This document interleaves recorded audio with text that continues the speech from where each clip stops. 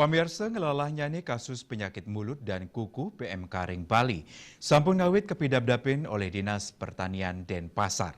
Vaksinasi kedulurin ring kelompok ternak Bali Lestari, sani megenah ring Banjar Kajeng, Desa Pemogan, Denpasar Selatan, ketujuan ring Samas Pitung Dasa Ukut Sampi.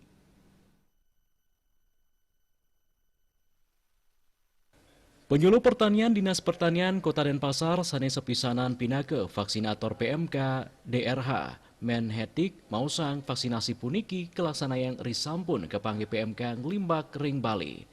Jadi aston kekentenang kasus kanton nihil nanging vaksinasi kanton Raja Kemargian.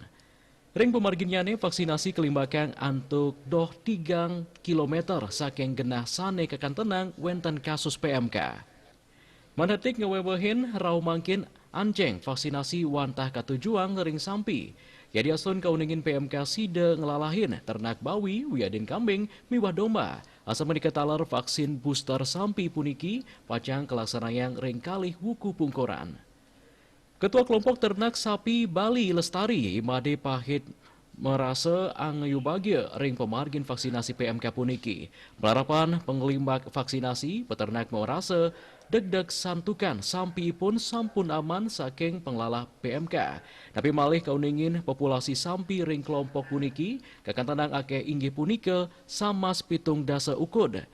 Distan nargetang vaksinasi sampi ring Denpasar side memargi ring telung ngatak ulung likur ukut sampi.